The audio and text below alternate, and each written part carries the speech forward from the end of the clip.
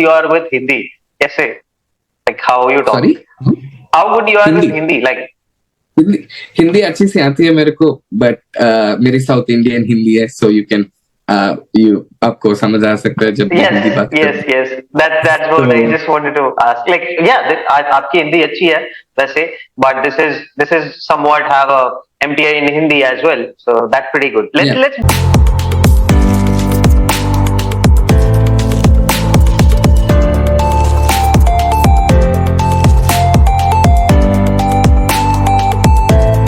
like I know about you, and we have spoken Yeah. before.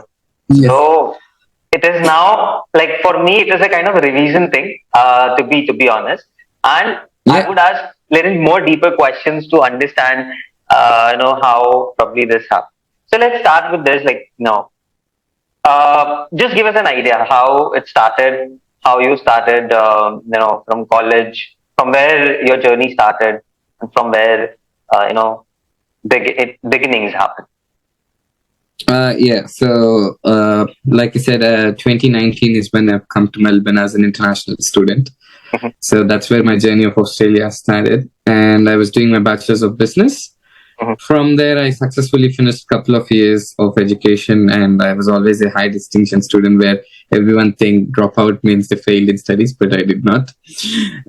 From a couple of years of down finishing my business school, I had only sufficient funds where I can either do a business and finish my degree. Mhm. So I choose to put in all into to start up a business, and then I decided I have to drop out from the uni because I can't afford it. Mhm. That's where it started. So that's how the Dropoutchailwala came out. Okay, I have a specific question here. Like, you dropped out in which year? 2021. 2021. What was that month you decided that okay? My last semester, that's the fourth semester ending, is around September. Or December. You said December of 2021 you dropped out. I mean, you No, decided. September is when I dropped out. December is when we started the business in 2021. So the question like comes out to be in a mind like how specifically a person who is about to complete the studies, let's say it is not more than a year, or let's say less than a year, and still you have a chance. Like people are even looking out.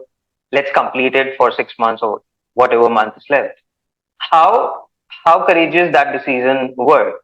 Was it on the term of monetary aspects and visas or kind of stuffs, or how you made this decision to quit or drop out and start the business? What first thing is, starting now than later is what I always believe in. Mhm. So that's one of the thing which had the biggest impact. And number two, monetary as well, which influenced the decision that I have to start it up right now because I have those fundings. I don't even know what that's future circumstances where I would have spent those funds out. Correct. So that's one of the other thing. And the passion through it's doing an impact over what business I want to do, or the passion through it's doing something different than what it was always happening here, something like that. So all these three put together, I would say, the decision of dropping out and then having those enough funds and going to an investor and then opening the business up, all this happened together. Okay. So now my question is, ever it is quite, probably it is a matter of understanding that how much time for you it took to execute the idea which you thought in your mind, and why only this chai business in Australia. Like how much? First question is how much time it took to you to execute the idea, and why the chai business? So with the time, it's pretty much like I would say 3 months time we took to establish the store and get the store up and running. So the first month went on me planning how I want to do what I want to do. The second month went on approaching my friends and they helping me through it to start up. And third month is setting up the business. So exactly 3 months set from, I would say, October, November, and December. By December 23rd of 2021 is when we opened the business. Okay. So that's roughly the time it took for me to open the business. And what was the second question? The second question I asked, like how the transition took place. Yeah. So So pretty much like me making a business plan and then putting it out to my friends, and who came up as my co-founders. That's Preetham and Arun. They putting in their ideas, and after that, why I wanted to do chai, especially because I told this previously, where my mom was a great love of chai. She's a great lover of chai, and she stayed with me in all the COVID time for 1 year here. And we always wanted to have a cup of chai after dinner, or we want to go for a chai cafe. But we don't have any chai cafe like how we have it back home in every street. So finding chai, and especially all the chais which we have, like the ginger, cardamom, all these chais, masala chai and stuff, it's not very easy task in Melbourne. You might go to a restaurant, dine in an Indian cuisine, and then order a chai. That's when they can get you a chai. But then that's too long efforts, or too much efforts to go have a cup of chai. So that's why we went on with this. I thought especially, let's open a chai cafe where I can have my mom next time when she comes in, she can go have a chai. Okay. Okay. So pretty cool to understand. Like, and the one question which comes out to be like, you're opening. So when you were opening this Dropout Chaiwala as outlet, was it prepared to open it in a presenting manner, or was it like, okay, I'll just go and try an opening a small unit? How was your mindset? Like, was it prepared that I will present in front of people fully prepared, or like I should try and give a try? Because most of the people who are starting up have this, I would say, question, or let's say, obviously, this is a question like, how should I represent the first time? Is it something that I have to go directly presenting what, in a perfect way, or we should try and keep evolving onto that part? So what was your thought process? I think first thing is on this thought is, however perfect we think we want to do the business, when the business goes into the market, it takes it alterations how the consumer wants it. So when I started the business, I had a vision of, okay, my store needs to be like this. This is how I want to serve customers, and these are the only things we want to put. And then this is how we want to expand. If the business idea is really well, I want to go everywhere in Australia and stuff.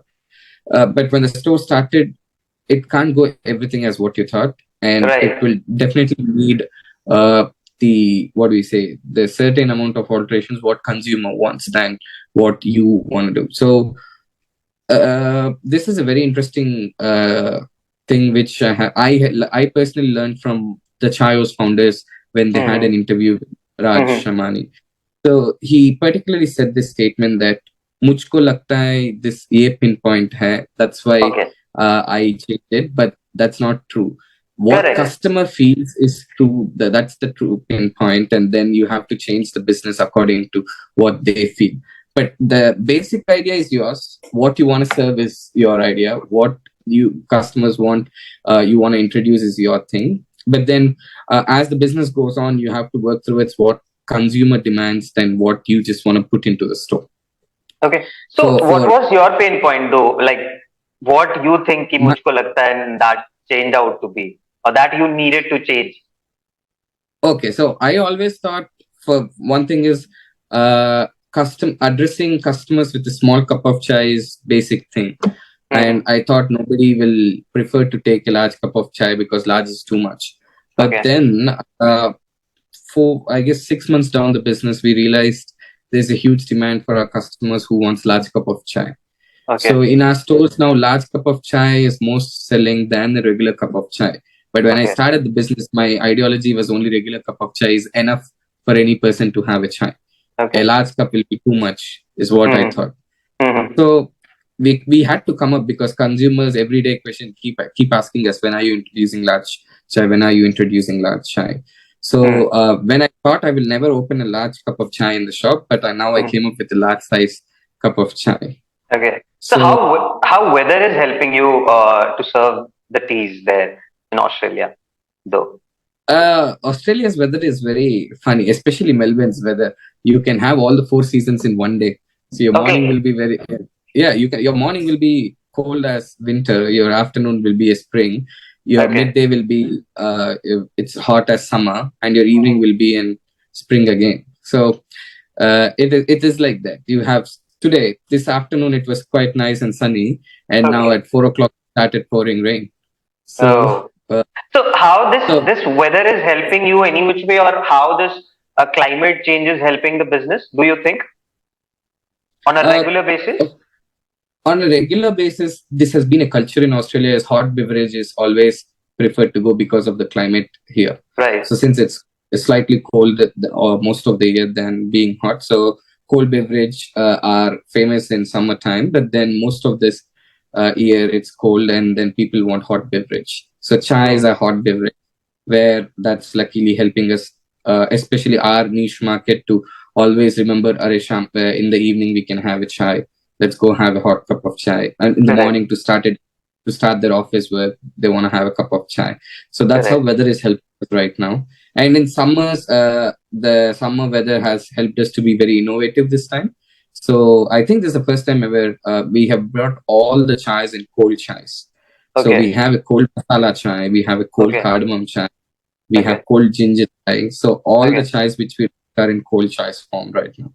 Okay. So So, yeah, like, I have a question this way, like the menu, like inventory which you introduced to people, like was it versatile? That you are giving me an idea. Was it versatile when you started, or like you started with one or two flavors? How it started, and what are the flavors you added, and how you added the flavor because of demand of people, or how? no. So when we started the business itself, we started with standard flavors of 7 flavors of chai because these are our basic chais which we find back home. So Mm-hmm. our concept behind this shop running is especially to provide all the chais which are available back home, that in Melbourne or in Australia. So we went with all those 7 chais. We have a company who works with us for supplying our chai mixes and stuff. So they had certain flavors as well, which we can provide to the consumer. So that collaboration helped us to give this number of flavors of chai to the customers. And now we are improving different flavors based on the consumer needs. So we are going to come up with the vanilla latte chai, and we are going to come up with the turmeric chai. So these are the things which we are improving right now because consumer wants all of these right now. So let me ask you this question. This is very tricky, but in a consumer business, I'm not sure this works because I read a book called Rework, where I just read a very good point that feedbacks will help you to actually lead the way and improve your quality of whatever business you have. But now in consumer business, how you see it, and there was one more point that you cannot have all the feedbacks what customer is asking for you, because they Yeah. can ask X, Y, Z, anything. So how you do see, how you see this pointer here, and how you are executing this pointer, because you cannot give all the things what they're asking within the limit range or resources you have. So how do you see and how you evolve with this thing? Yeah, because we enjoy what we do, especially with Dropoutchailwala. We Mm-hmm. take feedback very seriously with the Mm-hmm. customers, and then we work out on things what are in our control and what we can actually execute in. So that's how I see feedbacks. We take a large number of feedbacks which are commonly given out by consumer, not by one or two consumers, and put them in Okay. the board to get it. Because everybody will have different feelings towards what they want. Because especially if somebody comes and asks me, you have to start selling beer in your chai wala, I think that feedback is never. Correct. I will never consider Correct. that feedback. So, Correct. so we take feedbacks very constructively. Then we follow the rule. The simple rule is we can do what is on our control and what things we think we can achieve, and Mm-hmm. we do not worry about the things which are not in our control. Okay. So, for example, our stores are all set up in such a way we are good with quick fried snacks. We are good with trying to give biscuits and stuff like that, which goes with chai. If somebody gives us we got a huge feedback from customers. They wanted us to start breakfast with the chais in the morning, but then Okay. our store operations and our procedures are not set for opening breakfast. I cannot ask my team members to start cooking paratas in the morning to serve with the Correct. chais. Okay. So, which we can do, which are in our control. That's how we work on the feedbacks. Okay, we can improve in these categories. This is really a genuine feedback we can work on. And my team, I would say, and my co-founders, they are very smart. to be very honest, they're smarter than me, so they will help me. Okay, these are the feedbacks which we really need to improve. That can improve the business as well. So Hmm. So let's try to break down the journey of very first year of Dropout Chaiwala in three months quarters, like quarter by quarter. How it started, like what was the evolution point and the pointers that you improved, and probably which you think a business need to improve. What are the pointers that you think? First quarter, second quarter, third quarter, and how it went to fourth quarter. yeah, the first quarter is always important of you establishing your the first store currently, doing things right, and make sure everything's going in a set process, and consistency, that not losing over if things don't work out in 1 or 2 days or 1 week or 2 weeks. So the first quarter goes into putting efforts of how you want to run the show, and then the second quarter goes on watching the results and taking the feedbacks in and working on the things which didn't work out. So Hmm. that's more like the second quarter. And the third quarter would be looking at your financials and looking at your profitability of business, how you're doing. And the third quarter will also see how, as a company, we are looking forward for the expansion, or what we want to do next, is what the third quarter went with. The fourth quarter, as usual, right now we are in little celebrations time. We are in Correct. little we are trying to reward ourselves for the work we did for last 3 quarters and the Right. hard work we put. So this is how by next month, 23rd, will be a 1 year. So right now we are in a planning occasion of how to celebrate our 1 year anniversary. So right now we Okay. are doing that. Yeah. Great, great, great. I think I'm a pre-celebrator of this actually. With the help of this podcast, and people will reach you out. And so I think you mentioned a very good point that feedbacks and improvements every quarter by quarter. But let me ask you one question to help out people who are still in the process, and eventually, I have to be honest, like every business is not lucky enough to get the revenue or kind of expectations that Dropout Chaiwala is getting as a attention, and Yeah. probably the revenue part as well. So what your suggestion will be for somebody who is already in the consumer business, or let's say the similar kind of business, after 6 months, or they are not getting revenue, or probably the expectation they have set it, even though kind of market they are not fitting into. What would be your suggestions to them actually who are at this stage, do you think? Uh, First thing is would be acceptance of the change. They would Okay. need to have the acceptance of the change if they really want to improve the business. Because if at all somebody is into the business and 6 months down the lane the things are really not working out, they have to have the acceptance of they have to change the things how it is doing. Hmm. So if they Hmm. that, and they can deeply see or look into what exactly is going wrong, and they try to change it. So Hmm. that's where I automatically businesses will change and start making money. And Hmm. secondly, though you do everything right, some other things such as location of your business, or the what do you do, the marketing of the business, or how you uh, sell your idea, or you sell your business story to your consumer, all this as well adds into the Hmm. business. For example, if I opened an expensive restaurant in a where nobody walks in, I think it will be very hard for me to pull people into that. But Correct. then we going as a business into one of the busiest streets of Australia, that is Elizabeth Street, where we are right now.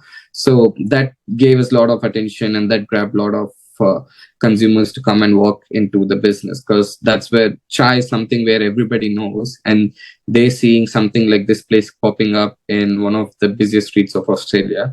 I would say that really worked out for us, and that was the plan from the beginning for us, that we want to be noticed by people, because if people notice us, that's when they're going to come and try us. Correct. And chai is Correct. something where if I know, if I'm not proper chaiwala now, if I'm just somebody regularly who is in Melbourne, living in the city, living in the CBD, if I know there is a chai place, I will definitely go walk in and have a chai for Correct. at least for the first time, to try whether that place is good, or to look at that place. Correct. And thereafter is history, where how you may treat your customers, how they like your hospitality, and the product is the king of the business, I would say. If that is really well and really people love it, they come back. Simple as that. Hmm. Correct. So I think they need to look on the restructuring what is going wrong, and probably I want to ask you the point which is very painful for founders, or let's say who are in the stage. It is okay to look forward for the things that you can change and probably you have to reconstruct.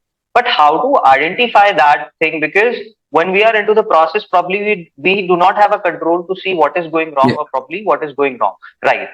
Especially what is the pointer that probably we can figure out? Like how to see those things that is not working. How do you see to that? That's where I think the network comes to help.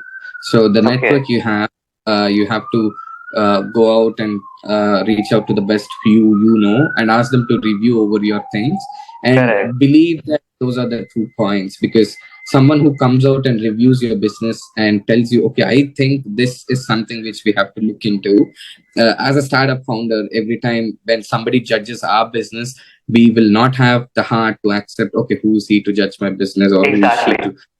Yeah. Correct. So but if you truly believe there is somebody who can think good of you and who's got experiences in business and they can actually help you, bring them in, ask them to review where you're going wrong or discuss what you're exactly doing, and try to share your experiences with them, and they might give you better things. Because when we started, I never had an cafe experience of how to run a cafe or stuff. Right. So I had, with my part-time jobs, I did work in few cafes. So I asked my bosses, those who run those cafes, to come and visit my shop and give me suggestions where I'm going wrong. There were things where I was doing wrong. We were just giving raw sugar and white sugar to people, where we were not giving them the sweeteners, or the low calorie sugars and stuff like that. So when we changed that, bringing into new sugar, we got a lot of appreciation from customers, and people left notes for me that thank you for bringing in this low sugars and stuff. We really wanted this. We used to carry that from home. So experiences of different businesses and people sharing their thoughts with you, and if you can really apply them, that's fine. You do not need to have what we call the ego, or you do not need to have uh, uh, the hatred through it, that no, I cannot change because I want this to be happen Hmm. this way. Hmm. Because Hmm. it will never happen what you want. If everything goes as what you want, you will by now have everything what you want in life. Hmm. Simple. Correct. Correct. Correct. Correct. So Their I just experiences yeah, yeah. Please go on. their experiences will help you to change, twist and tweak things. And Correct. uh, the first thing is, I'm sure if anybody is into business, there will be a lot of people who really come and give you feedback. So those feedbacks are also something like uh, telling, okay, this is something wrong, you need to change something here. So feedbacks are not just to improve the businesses, feedbacks are also to correct the businesses how exactly they're running. So for example, some of our team members used to not have their gloves while serving chai because they think it's just in the cup. But Correct. then the feedbacks come that you are doing it the wrong way. You have to have gloves even while you're serving chai in a cup. You're not physically holding chai, but then you holding the cup. So all these things are correcting. Feedbacks are also corrections, not just improvements of the businesses. Okay. So I think you said correctly, feedbacks, which definitely as a founder at the certain level, there is some of I would say ego is there that okay, this is my product, I will do it by my way. But exactly, this is very good point to consider. I think my wonder question on this part, like how do you see, like exactly you started the business in Australia. How do you think that Indian territory would accept these kind of businesses in the way when it comes to feedback? Because do you feel like Indian territory people from India will also be interested to give you feedback in order to improve? When I'm talking to consumers and customers, is it comparable to Australian territory and people? How do you think? Uh, can't comment much on this because I never had any real time experience running business in India. But Hmm. then seen my families or my uncles who used to run businesses and stuff. I think the first thing is the they would not put efforts as much as how this generation is putting efforts to listen to feedbacks in earlier. Hmm. So Okay. right now, this generation entrepreneurs work on feedbacks, and that's when they try to improve the business, because they understand how they understand that consumer market is the market where we have to tap into, instead of just thinking the whole market of the product. So Okay. that's why now constructively feedbacks are taken from our customers, and customers do give feedbacks back in India because they made the feedback systems really easy, or just by scanning a QR code and doing a feedback or tapping on how satisfied they are with the experience and stuff. So as simple as how feedbacks can be taken, that I think that way right now consumers are also willing to give feedbacks, and the founders can take the feedback and work on it. That's the same thing here. Here, I think what I have learned is every small business works through its taking feedbacks in Australia, especially. Maybe a cafe which is around the corner of the road, which I go and have a coffee or a chai. So they take feedbacks very seriously. So because Australian is run by small business owners, most of the business are small business. So when they have such small organizations, I feel feedbacks can be taken place. The actions on feedbacks can be taken place effectively because they don't have such a large organizations to work on. But India has a large organizations and large businesses where I think feedback cannot be effective immediately, or actions cannot be taken immediately because it's a big chain of things. So they have to sort out how they can work on it on every quarter basis, how they generally make changes they put into that action place or system place. They want to do the change in the next quarter or something like that. Correct. So I'm wondering, like, is it feasible for you to make us understand, like, how Dropout Chaiwala on the basis of, like, on the part of revenue is doing right now, and what is operation on the monetary aspects, like till the date, like how we are doing it? Yeah, till the date. So we'll be 1 year next month, December 23rd, and we are currently 3 stores in Melbourne. So there's the first store is Dropoutchailwala Elizabeth, second one is Dropoutchailwala Werribee, third one is La Trobe Street Dropoutchailwala, and that's our flagship store, which we got around 24-seater and stuff. Revenue wise, we are close to $1 million revenue, the business, and the profitability of the business would be around 15 to 20% of each store based on the size and location of the store, how we operate it. If we talk about the expansion plans, business expansion, we are thinking of to expand to Sydney next year. That's where there is a huge, again, CBD market where really wants chai. And then we want to go to other major cities of Australia and make this as a national brand in a couple of years. It's still a learning phase for us. This is the first year of business. We have made a big list of do's and don'ts. We have made a big list of what right things we did and what wrong things we did.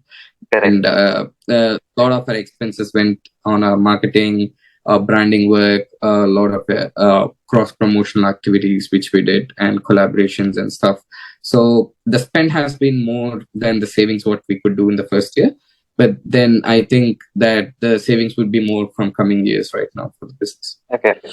So what exactly, if I have to ask you in terms of numbers, opening stores, do you have any certain numbers or target that we will be open in this many numbers as a Dropout Chaiwala, as outlets or franchisee business model by the next year? Any numbers as that? Yeah. By next year, I think whole of a business wise, we think we'll be in number of branches is 6 to 7 in Australia, whole of Australia. That's where we're thinking. And right now, 3 in Melbourne. Primary focus is not more parent company expansions in Melbourne. Parent company will be expanding more into different states. That's where we are doing right now. And we are open to franchisees, and we have few franchisee branches opening right now. They're under the process and under the construction. Not such that I can reveal much details about it. But then, yeah, in Melbourne, we are going to come up with few more branches by mid of next year. So that's how right now we are probably, I think as a national brand, we'll be looking as well by 6 to 8 branches by end of next year, which is 2023. Okay, let me just try to make this in a way, like every 5 branch we open, we would definitely have a podcast to make understand, and probably to understand the business, how it is going on, and make public aware about like what exactly you're doing. So we can just have a target, like every 5 branch you open, like we can just connect and take up on it. Like this will be the best thing in terms of connections. I am more than happy to share my experiences, and I would be really happy if people really take some points with our experiences and they do not face those difficulties what I faced. Correct. Really be happy with that. Correct. I am wondering. Yeah, please go on. I'm sure if we are reaching 5 branches every year, I'll come back to you and say, Avi, I've got 5 more branches now. I got some more experience. Let's do another Let's podcast. correct. So, anyways, I'm wondering, like, this is my personal question: how good you are with Hindi? Kaise?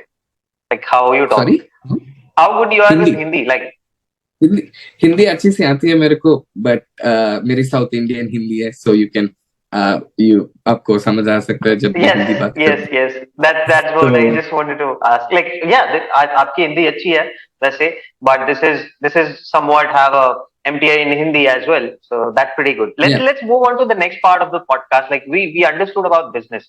Let's try to understand some emotional gestures as a founder we have to make over with, and probably you dealt with. Like, what are the problems or challenges that you face throughout your journey that you think is a major problem anybody who is starting up and you learn from them? How would you list that? first thing is the trust would be a problem, because you have to have trust towards everyone whom you're working with, and you choose the right people for the business and try to not scrutinize them all the time, and just leaving up to them of what they're doing and trusting them they will do the things right. Mm-hmm. Second thing is time and people's management. That's always a difficult part for any founder, is what I would say.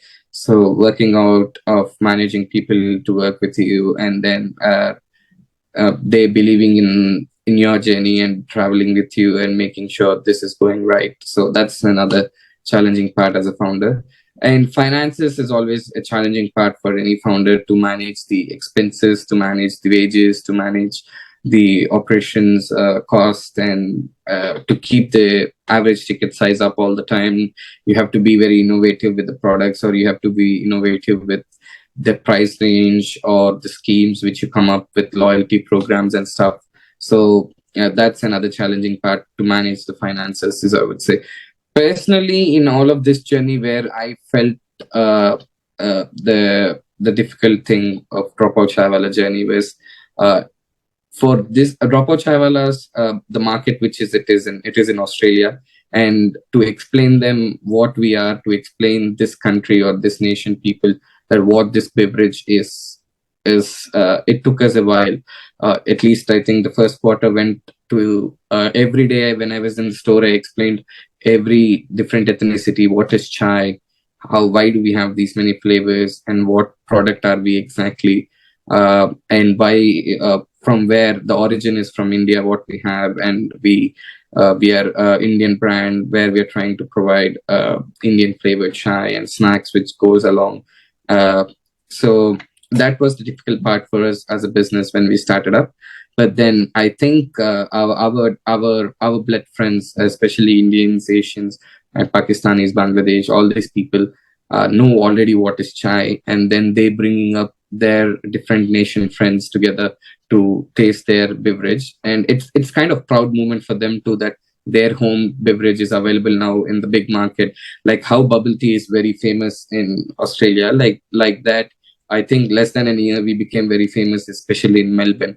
So they introducing our product to different consumers, different ethnicities, and explaining them this is closely related to our heart. So that was the toughest thing which we had in the beginning of the business. And rest everything, I think it would be more grateful. It will be more realistic when people face the difficulties when they start, than just I share Correct.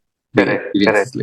Yeah. Like I just want to understand as a founder, how do you decide the price tag? Like, especially when it comes to revenue. As a founder, what was your thought when you were deciding the price and price of your units? Was it some way connected to you, or was it some way connected to your research? Like how this should be done correctly with the founder if they are in a consumer business? What Yeah. point So they should make sure? yeah, for this I would give the credits to my co-founder Preetham. So he works closely into analysis of everything which goes around the pricing, or goes around how in what cost price we're going to get the product, and what selling price we can be able to label it as. And especially it involves a lot of research with how the other same type of beverages are selling in the market, and what prices are they labeled for. And we see ourselves competing with few other brands actually with whole of coffee brands, but then we closely relate as well. We want to be the Starbucks of chai in Australia, or we want to be the Gloria Jeans of chai, something like that. So they are the same cafe type models, but they're purely coffee based models. So a lot of research goes behind how much their same size beverage labeled with the price as, how much their quantity is. So we work a lot on numbers. We just don't blindly say, okay, we want to sell a cup of chai. Let's label it as $5, $4, and then we sell one cup of chai. So it also depends upon the average affordability of the tickets, because it's our customer base is more of international students and working office people, and then I would say students who are working part-time and stuff like that. So we have to think about all of their affordability rate on a cup of chai and decide that, okay, I think they can spend this much amount of dollars to have this cup of chai and feel relaxed. Because we also believe in giving the experience than just giving out the product, because we feel chai is an experience when they have it. So that's why we work out on all that. Are they able to, when we calculate the price, are they able to willing to spend that amount of price for that experience, is how we calculate that. Then what we see is, are they able to spend that amount of price for that product? Correct. So was this accurate from the beginning? Just wanted to understand, or you just evolved on the research part? So as I said, Preetham has come with a little experience with analysis work and all of it. He works as an analyst as well. So that has always been from the beginning. We researching over the product price and coming up with the product price. And I think we did right now in last 1 year is just one time in last 6 months we have changed the prices. We have come up with the first price set, and after 6 months of business, we came up with a new price set, and we understood where we can reduce our prices and make people to experience that more than what they are. So I think right now, since we are the only chai brand now in Australia, and we are pretty very reasonable with the price list what we have, we never had any issues over prices or any complaints over how what prices we had, because they value the product and they value the experience what we provide. So okay, so do you think you said like you are only the chai brand in Australia? Are you going to come up with a revolution that people are finding alternative beverage in Australia as a chai, and we are promoting Indian things? Do you think you can bring probably that revolution? I think that this already exists. There's nothing that we have to bring it again. I think because we were really happy that within less than a year we got the Business Insider APAC award, that we were the only chai place in Australia and we were the best authentic street chai. So that itself gave us a lot of recognition. And then we being the only chai place right now, a lot of people are quietly impressed with the idea, because this has been an idea for all the chai lovers who lived here all while long. And even I think in last couple of years, I would have at least thought around 10-20 times in my life, okay, there should be a chai place, but I never thought I am the one who is going to do that. I just wanted to understand few of the things on the co-founder thing.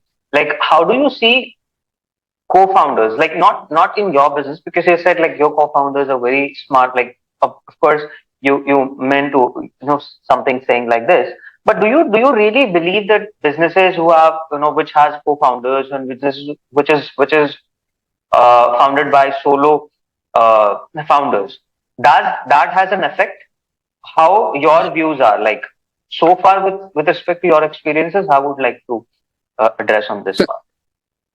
A co-founders thing is very interesting thing, because it depends upon the ideology what the founder is having. If the founder is in an ideology that yes, I can do everything by myself and I know how to do my business, or with the experiences he's got after doing a number of business, he knows he can manage it all by himself. I think solo business founders can really work out really well if they got so much experience in business, how they do and stuff. But if the ideology is that I know I cannot do everything, and I would really need help in few areas where I'm not really good at to be as a founder, that's when the co-founders really plays well. for example, analysis where I told you my co-founder Preetham is very good at. My co-founder Preetham Arun is very good at sales and marketing. So they're very strong in those areas. They got really huge experiences due to their full-time jobs where they work already, and they that's how the co-founders helped me out for my business. Other businesses, I would definitely say having co-founders is really good because you can delegate the work, you can have a little work-life balance, because you cannot be available for everything 24/7. You will have your own personal time for things, or at sometimes you're really exhausted, you would need somebody to replace you and help you to manage the team or manage anything. So that's when co-founders really play. In terms of really when expansion of business, I always feel co-founders will be really helpful because you are working on the business right now and it needs to be scrutinized all the time. And if you divert focus from scrutinizing it and managing the current business and just work on the expansion, the foundation which you already laid will fall down. So somebody needs to be there to look after your foundation as well at the same time when you're looking after your expansion. So that's how I feel co-founders are really helpful. So, like you said, like co-founders are really like. What is one point that I have to make sure that even that is good on the basis of monetary aspect, because once you have a co-founder, like number of co-founder you have, number of, let's say, co-employees with respect to your vision, they are also aligned, and you save a lot of money on that part as well. How do you support this? Yeah, that's true. Because, for example, I would say when I started the business, I was the only founder and I had an investor who had like 40% of the company. Right now, one of the other co-founders, which I told Preetham and Arun, they are coming forward to invest more into the company and take that financial risk, where it actually gives you the trust over the business that your co-founders are coming up and helping you out with the financial risk. And also, you are not alone liable for any financial problems you would come across in future, or you would work across making that financial monetary benefits, because you're not the only one who is falling behind those numbers, where a whole team is going to work out on the numbers. Because that's why when we are in young, as in the school, they say teamwork, dream work, all those quotes I still remember. Those really are helpful right now, and we can really use those quotes, I would say. So that's a very good point, where really co-founders will help you monetarily and especially in financially, where they look forward for expanding the business because you put in the first pitch to start up that business and you took that financial risk, and now they will come forward to take that financial risk for whole company on behalf of you to expand it, because they see there is an opportunity that they can make more business, and they see an opportunity that make more money. I think the risk is distributed equally or more than you when you have a co-founder at that time. More than definitely. you probably sometimes. Yeah, more than monetary terms, I would say that the idea of all of us putting up the efforts to make this big, or that relationship is definitely huge. So everybody says, I think co-founders is any business. It's like a transactional relationship because you're the co-founders. But I think co-founders relationship is more like a family than just a transactional. Right. Yeah, you share every single thoughts with them. You are with them 24/7 with the business and with them all the time. So I won't say I have many social friends right now. I won't say I have many social group of friends I hang out with. Wherever I hang out with my co-founders, or we all go for business meetings together, or all of us take the business breaks together, at least a day or two, go for a day trip or something like that and come back. So they become your family, they become your friends, and especially we living in a different country than our home country. So I think where you can lean on to them any time of the day. Okay. So I just took a poll on LinkedIn yesterday that what is the toughest part of a startup. So most of the people, there was an option. Most of the people said finding a right partner or a co-founder. How do you think is the best way to choose a co-founder? Let's say you have a business, you started or you're looking to start. What is the best way to look when you are about to? Of course, you have to elect or approach somebody. So, what are the pointers that you think you should carry while approaching a co-founder?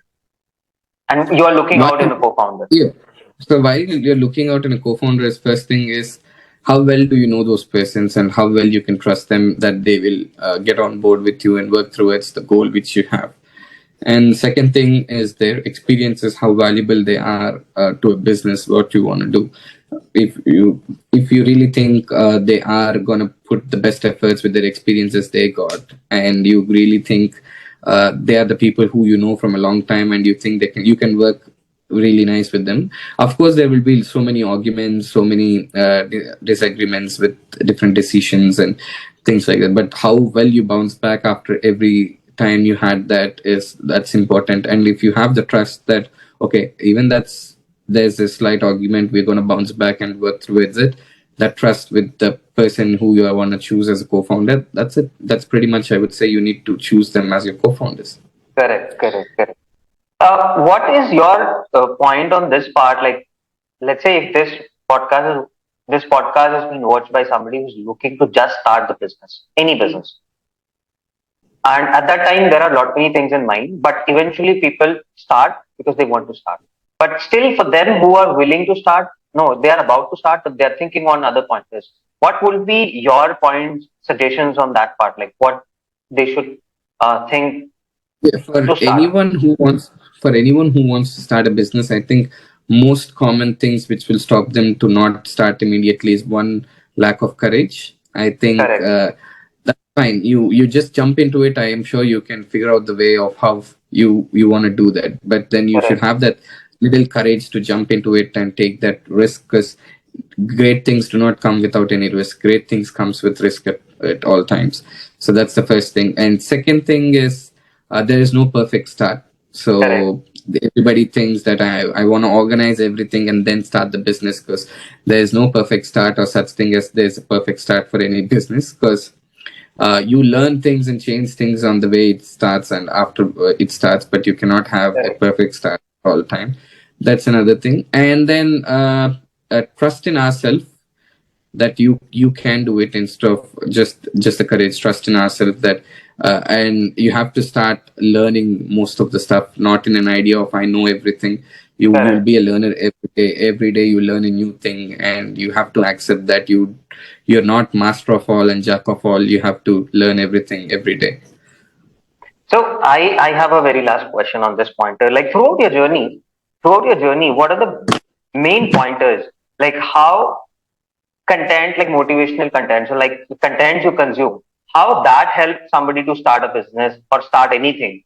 How do you see that? Does it anyway help Motivate. people? Definitely, why not? If you think why a 21-year-old started a business, is my motivation was Ritesh Agarwal, the founder of Oyo Rooms. Yeah, And when he could start when he was 18 or 19 years old, my motivation was like, why cannot I start when I'm 21 years old? So correct, I did that. I did it. So I did when I was 21 years old, and now here where am I doing the podcast with you? So correct, it helps you all the time to keep yourself energized, to not lose your enthusiasm, to keep that focus and discipline on, to have that perseverance, to have that consistency over work. All these definitely important. I I'm very excited today when I'm doing this podcast with you, because I remember the days where I used to motivate myself hearing the correct, podcasts. correct, So correct, when I am doing a podcast now, it's like an opportunity for me to give back a gratitude throughout the podcasts I heard too. So correct. that's how I consider this podcast as for me. So all these learning experiences and all these uh, thoughts of how people generally motivate themselves and keep them disciplined and stuff, it definitely helps you a lot to do the businesses, because we might be in an ideology, if we have money we can just do businesses, but with you cannot have a business just with money. Correct. You have to Correct. have that Correct. Correct. passion towards it. You should have that enthusiasm towards it. You should have that craziness of, yes, this is what I want to do with this brand, and I want to make this available everywhere. Everybody should.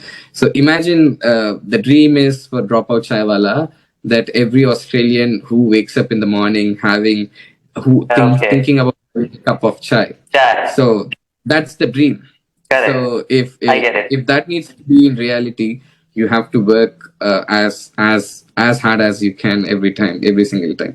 So for us to keep that motivation up, I would say absorbing this content which gives motivations, and hearing to different learning experiences and applying them in our real life while we were doing the businesses is where it helps a lot for us to be successful. How's the feeling like hearing from podcast to giving a podcast? That's a very interesting feeling. I actually felt a little proud about myself today for the first time ever in last 1 year. I generally don't feel very much pride about anything I do.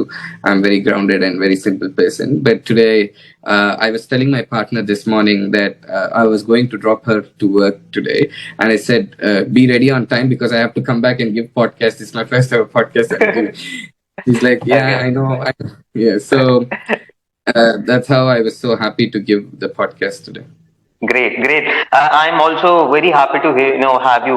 The last one thing which about the podcast session, like we are about to wrap up. Like the podcast is how to crack, and so one biggest mistake that you think you have done, and one biggest learning that you have learned throughout the journey. How would you define it? One biggest journey which I had is the biggest learning in the journey I ever had is it is all of surprises. Definitely, everything will not go as you thought, so do not get disappointed every time when you think something goes wrong and something goes different than what you think. Correct. And then not everyone who you thought will be definitely with you till end of your journeys. Some might depart in the beginning, some might again come in between, some might join you in middle of your journey, and then they can stay with you until the end of it.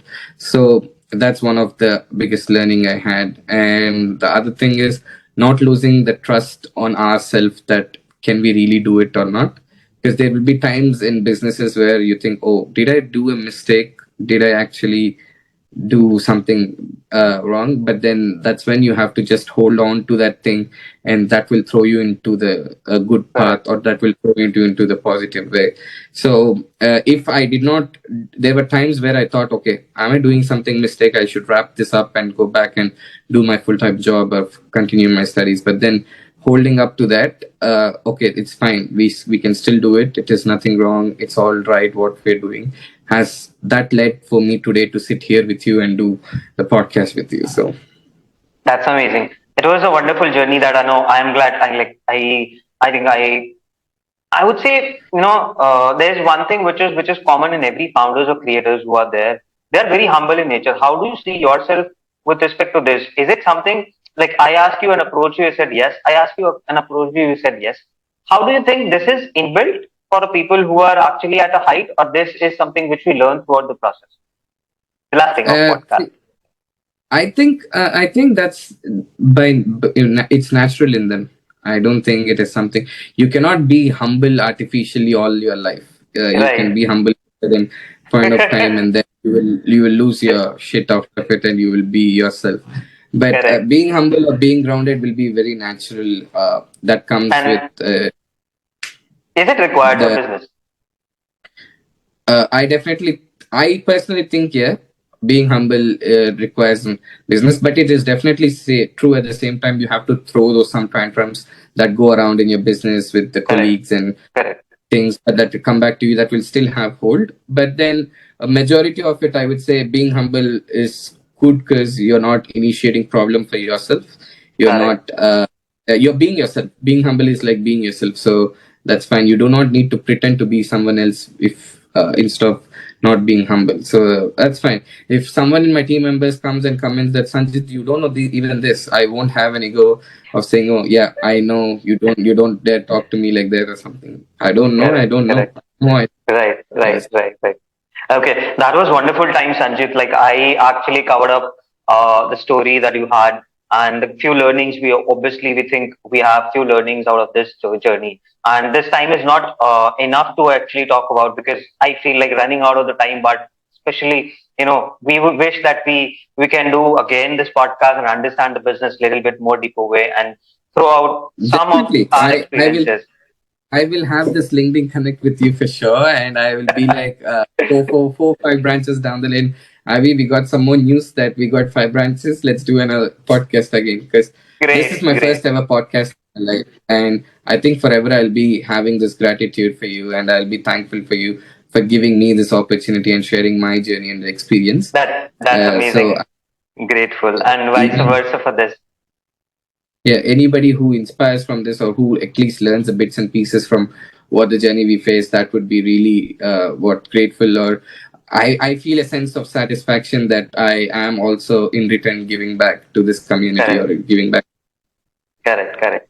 So it is left to be your guest at your store. Probably once I am in Australia sometime, probably I would connect you and Definitely. come and taste how Dropout Chaiwala is. By the time, like, best of luck for your business and venture. Hope to see you again soon, and Definitely. wish you all the best for whatever you are doing. Thank you.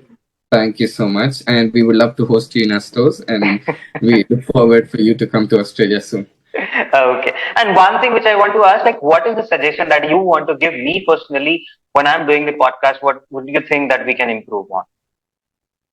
Uh, because this is my first ever podcast, because I didn't have any much experiences with podcasts.